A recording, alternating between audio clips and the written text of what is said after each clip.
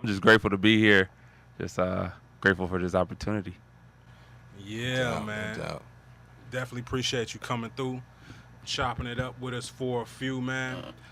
For those who don't know you, kind of give them a rundown of where you come from and how you got into the scene. Okay, so I was born and raised here in Cincinnati, grew up Kennedy Heights, and I started doing music in the ninth grade. I was at Walnut Hills High School. There was a couple rappers in the community at school that we used to just iron sharpen iron, and just went to the studio in Roseline. I go every week, saving my lunch money, just trying to record as much as I could. Dropped my first project 2001. I was going to Princeton by then, got kicked out of Walnut, wouldn't keep my grades up, and came out with a couple projects after that. Started to get some regional notoriety, so I started traveling more, like hitting the road, driving Indiana, Kentucky, Tennessee, different spots. And then eventually, because of the internet, I started getting some national notoriety, like 2005.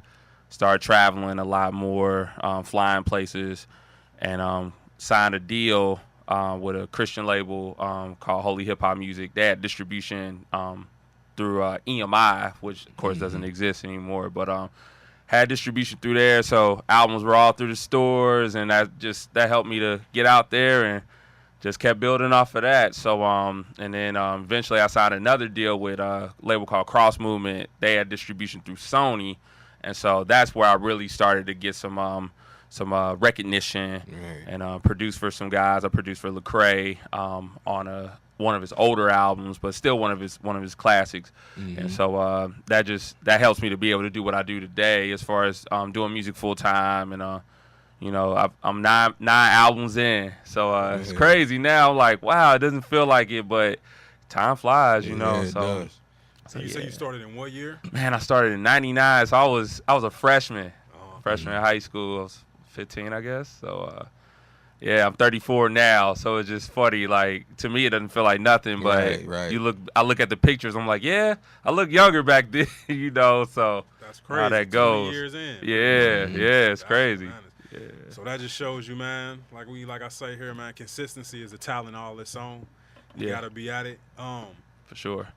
And you said you signed your first deal at what time? So this was 2006. It was a label down in Atlanta, and there's another popular artist named Ken Jones. He's pretty popular still to this day.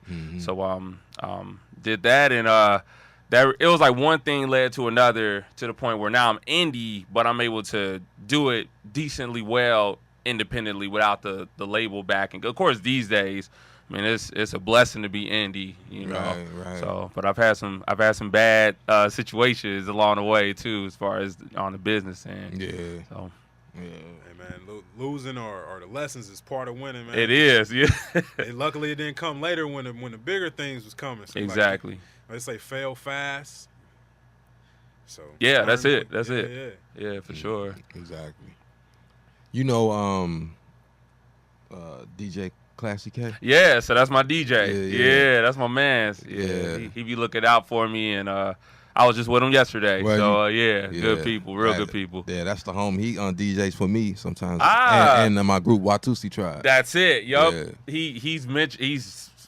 Crazy things. He was like, man, them shows be crazy. At the tavern, right? Yeah, North yeah, side.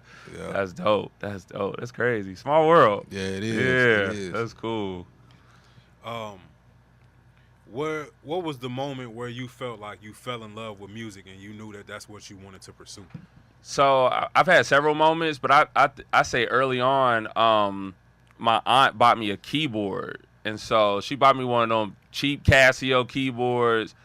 I mean, I'm 8 years old, and I just play like the preset songs. I'm like, man, these are dope. And like even playing like Nintendo, and you hear the music. Of course, it's 8-bit. You look back, but I mean, some of the melodies, on the Nintendo games or the Sega games, that I would remember them, and I didn't realize like that was part of me expressing my love for music. And so later on, writing poetry in school, not really putting them all together, because I was shy growing up. Like I wasn't trying to be the center of attention. Right, so it's right. kind of ironic that now I'm on stages, and I'm still shy to some degree.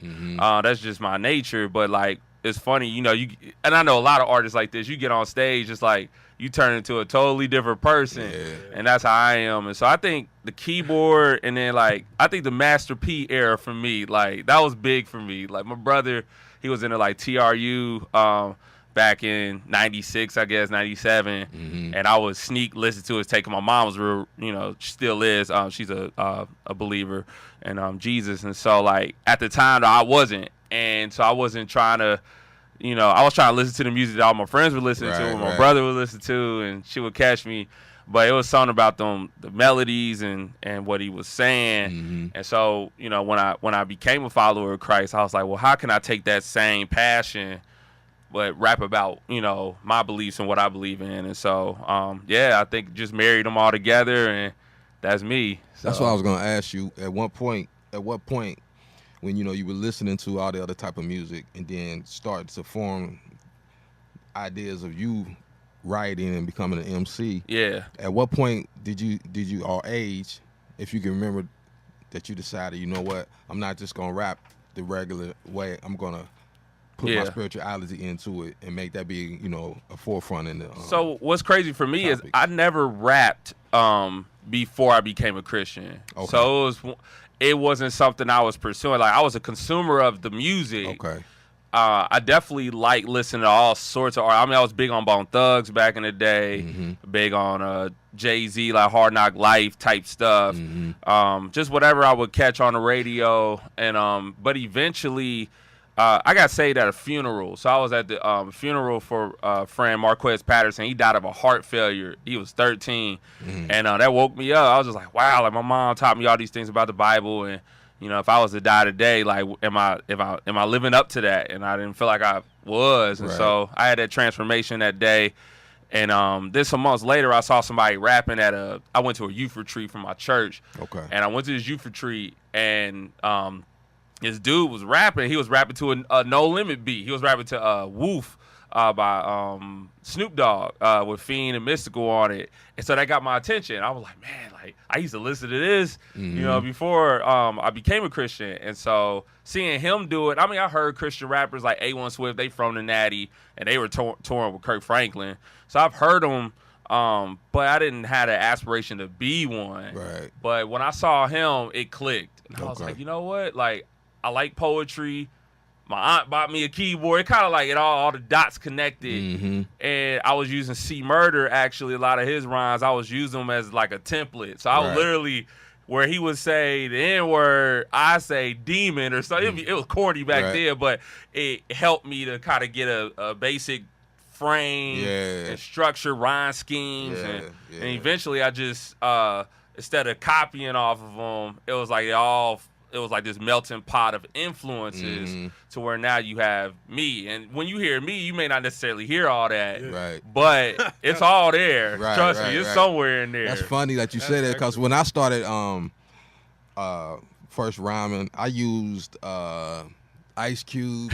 I can't remember which album, the second album, I think, to figure out my flow, and then took it away from that, you know, once I became comfortable. It was like with training wheels almost. That's cool to hear, because sometimes I be embarrassed to say that, like, but you don't realize other MCs do it too. So that's cool. That's cool. That could definitely touch somebody, that knowing that a Christian rapper was influenced by all these secular artists. Yeah, for sure. That's interesting. That's super. Now people gonna listen to your music with a different ear, like, you sound like C Murder. All right, I love C Murder. Like, and that's the thing too. Like, I try to tell people, like, just because I'm a Christian artist, that doesn't mean that everybody who doesn't rap Christian isn't good, in my opinion. Right. Like, it's just, I have a certain walk, and for me, to be honest, like, words are very influential for me. Like, I can't speak for everybody, but I mean, if I listen to a certain type of music, like when you hear C Murder, actually, you know the joint I'm talking about. This is really this man's favorite. Yeah, like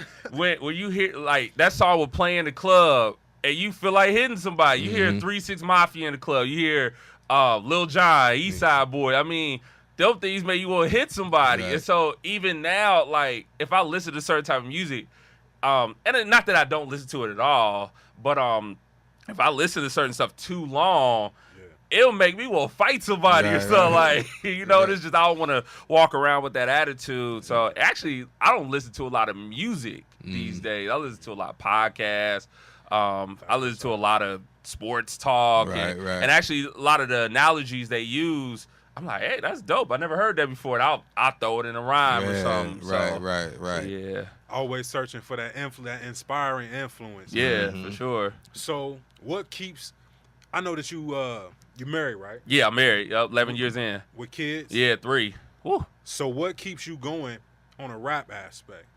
So for me, I feel like there's always something to rap about. It's right in front of you. For me, it is at least. It's just, am I opening my eyes to that, and how can I connect my audience to that? Because oftentimes, even if an audience isn't where you're at, you have to find that bridge. It's like, how do I connect them to my world, and how can I find like this common well where we all can meet at? Right. And so, like, my new album, for instance, Weatherman, like, I relate my family and balancing music and the disappointments of, I think I should be up here, but I'm here, and you know, somebody might be looking at my here like, man, I wish I was there, you know. But I all that I married together with Cincinnati weather. So everybody can relate to Cincinnati weather. It's like 1 minute it's snowing, literally the next day is 80 degrees. You're like, huh? And that's life, you know? Right. One day you got your perfect day in life and nothing could go wrong, and then the next day it could just be the worst day in the world. Yeah, So it's like, how do you, maintain that consistency throughout the various days of the week and in life? How do you take what you're going through and use that to the glory of God, or trying to be successful, trying to be positive? How do you weave through all the different obstacles of life? So that's, for me, like when I'm with my kids, like, they inspire songs. Like, I'll hear, they'll say something. I'm like, hey, I'm just always paying attention. My ears are always working. It never shuts off. Even if I never use an idea, it's like I got to keep it running, keep the engine going. So that's the best way to pull your mic back a little bit. Oh, cool, for sure. Extra strong voice. Your diaphragm is on point. I'm envious right now. It sounds like you have no sinus issues, no nothing. It's just it's coming from your stomach. You feel the vibration in your chest. I know. It's funny, if I get mad at my kids, my wife has to tell me, like, I know you think you're projecting yourself one way, but to your children, they think you're up here, and I'm like, Jesus, I don't is think that you? Yeah. they hear 3 voices at once. I'm like, my bad. I'm not yelling at y'all. At least I don't think I am. Right. And you might just be grooming yourself for what's to come next. Yeah, for sure. Oh, don't put that on me. I know what you're saying. That's a lot of work. So, well, you got the Weatherman out now. Yeah. Right here, we're showing it to everybody on our camera. Make sure you check us out. Sure. Check out our Instagram page, Nomtombout Radio, and also our Facebook page, Nomtombout Radio. But kind of break down the Weatherman. You kind of already did, but kind of go what else really went into this? It's an EP. Yeah, so it's an EP, 7 songs, and I take every day of the week and I play off the name of the day. So Sunday, Sonday, because Jesus is the Son of God. So I take that, and it's like the perfect sunny day. But then mundane instead of Monday, it's like some people do like rain. So I don't want to discount that. Rain is soothing. Some people go to sleep to it, get the 12-hour YouTube joint. Yeah. But mundane for me, like, rainy days are like my worst days. And so I talk about just a dull month, and plus you're at work. A lot of people start their work week on Monday. So it's like, I'm here. Right. So then 2 day is like, all right, make the most of your life. Carpe diem, seize the day. Wednesday, but it's spelled Windsday. And it's like opposition hump day, So I play on that, talk about all the opposition. Like, you try to strive today, but everything's going wrong, but you're going to keep pushing. And then, life can get cold. So Birds Day instead of Thursday. It's like a snowy day, blizzard. And then you got Friday. So you got Melt the Snow, you know what I'm saying? So Fryday. Real upbeat. That's probably my favorite joint. Got a lot of energy. So yeah, Friday it's like, yeah, I'm hot. I'm on fire. I'm a hot boy, juvenile, you know. And then Saturday, we ended with that. It's day of breakthrough. So it's like I'm breaking through the opposition. I've been pushing, and now I'm here. Now I've succeeded at what I'm trying to succeed at. And then start all over again, you know, because life don't start after you had that next level of success. So just more levels. Yeah, that's deep. I see you got your wife on here. Yeah, so my wife kicks it off on the first joint. So yeah, she actually she sings at Crossroads. Okay. So she's oftentimes one of the voices you hear if you go. So yeah, she's been holding that down. I'm really excited for her. It's been great. How does that affect you guys' relationship? Do you feel like it makes it stronger that you guys do music together? Yeah, I feel like she pushes me and I could trust her. There's a point where, you know, of course your music's your baby, and so she'll say stuff about my music early on. I'm like, nah, you can't be just coming at me like idiot kind of way. But you know, the more we grew in relationship, the more I realized she loved me, and she was just trying to see the best in me come out. And so she would tell me, for instance, I used to use a lot of words like but or ain't, like filler words. And she like, take them out. You know, like the audience knows you're transitioning into your next bar. And so it's something till this day, like now when I'll even if I write it in my lyrics, I'll go back and take it out. And it gives me time to breathe. You know, as artists, we need a second to breathe on stage. Especially a lot of my songs are high energy, which throws people off because they like, you think Christian rap, you like, what? Like, but I'm like, yeah, I'm trying to blow the roof off. You know what I'm saying? So I've seen some footage of y'all show. Nice. Probably from DJ Classic. Yeah. And they get down. They was getting down. We performed on the same down at the brewery with Tech. And Talib. That was a dope show. That was Halloween, wasn't it? That was wild. They came and brought stages into the brewery. What was it? What was the brew house? Man, I can't think of it. It was because it was downtown-ish, right? It's over not on Main Street, but I think it's like 2 streets to the left. Yeah. That was a dope night. It was super hard. It was super. It was thick. It was thick. They promoted that well. That was fun. Yeah, for sure. What would you say? With the divorce rate being so high and you being so young, what's your secret to keeping it together? Honesty, transparency, talking about, money. Because in Christian rap, like, it's still a underdeveloped market. And what's hard is now that Christian rap has exceeded new levels, some of the main stakeholders don't want to be associated with it anymore. So you get like Lecrae, NF, other artists that are higher up there, they're like, don't call me a Christian rapper. I'm not saying I'm not a Christian, which I'm not against. I get it, because oftentimes I will use the title because I go to a church. Hey, if I say I rap, they're going to be like, nah, you good.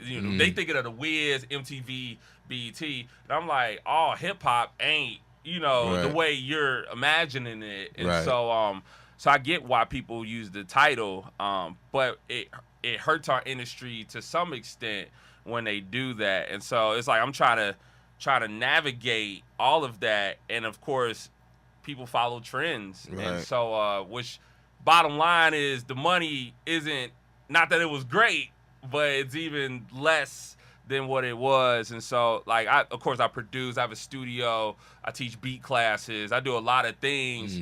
I couldn't just rap and do it full time.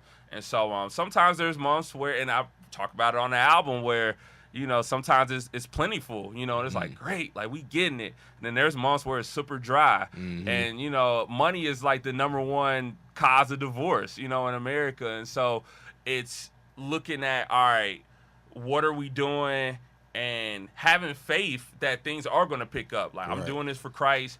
I believe that at the end it's all going to work out. And I can say that, like, with everything, not that it works out the way I want it to, but it works out. And so that gives us more confidence. Like, all right, I trust God that if he brought us through A, B, and C, he's going to bring us through X, Y, and Z. So that's kind of, that's what keeps us strong.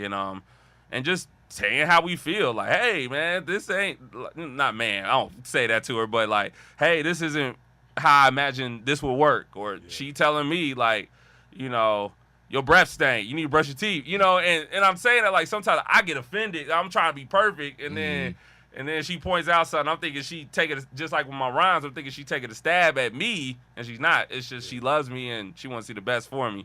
So not getting easily offended, and then for her just being transparent and encouraging her that hey, everything's working out, and I'm not thinking of this haphazardly, but I'm really intentionally trying to make things work out for us. Right. So, man. yeah. I know a lot of people try to be like perfect. But you need somebody who you can just be transparent and let it all hang out with, so that person can kind of critique you. So exactly. I mean, because how perfect are you if you have no critiques to exactly. make? Yeah. Yeah. Open rebuke is better than secret love, the Bible says. And so, like, if she don't tell me, somebody else gonna tell me, like, your songs. Or not. People just have you out here looking crazy. Right. Right. Man, you heard that cage. It's whack. Like, or people, like, sometimes people, like, they applaud it. Have you ever seen a talent show and the person is doing horrible? They be like, yeah, but and the whole crowd is going crazy. It's like, no, why are y'all lying as a whole to this person? Right. Yeah. No. It's hindering them. Right. Simon go tell them or somebody. Don't let them get that far. Right. Man. Tell us, you mentioned it a little bit, but tell us about the beat class. So I have production class, free music production classes that I do. A lot of people don't know, but I've produced on a Grammy-nominated album over the years. There's an artist named Flame. His wife's actually from Cincinnati. And so his album was nominated for a Grammy. I produced 2 songs on it. I produced on a couple Billboard charted albums, including two of my own charted Billboard. And so I try to offer that as an expertise. Like, hey, I know what the standard is to produce a quality record. And so, of course, I'm going to come from a hip-hop bent, but if you don't do hip-hop music, you can still participate in this class because you're going to learn the foundations of how to take a song from idea to final format. So I teach song structure, sound choice, different DAWs you can use. And so I got a grant to buy 8 iPads. And so I put the Beatmaker 2 software on there that I teach from. Okay. And so I offer these classes at the Cincinnati Library. I got one coming up. The date is actually October 8th through the 29th. So it'll be every Monday from the 8th through the 29th. So people can sign up, playwrightmusic.com, and that's playwright.com/beat-lessons. Or you can just go to my Instagram, click on the link in the bio, and you can sign up. It's free, absolutely free, no strings attached. And I just want to do something for the community. You know what I'm saying? Like, the community has done so much for me in my career, and this is one of many ways I want to give back. But this is the first one that I'm doing. Right. And so I've done 6 classes so far. This will be number 7. And also I go to other places and teach too. So there's actually a church I'm teaching at next month. It's only for grades 5th through 8th because that's what they want. I can host up to 9 students because I have 10 iPads. It's 1 for me, 9 for the students. And so anybody who's interested, I'm willing to teach. And then if there's organizations out there that are like, hey, like, can you bring that here? Absolutely. And that's why I got iPads with headphones, and then I got MIDI keyboards you could attach to them so that I could be mobile and teach wherever. So yeah. That's hard. Yeah, appreciate it. Yeah. How have the classes been going lately? So it's been a journey. What the problem that I'm trying to fix is I get a lot of sign-ups, but not a lot of show-ups. And then like the first class I'll have like the most, of course, a 10. I'll have 6, 7 people, class almost full. I'm like, this is great. Then the next week is like half of that.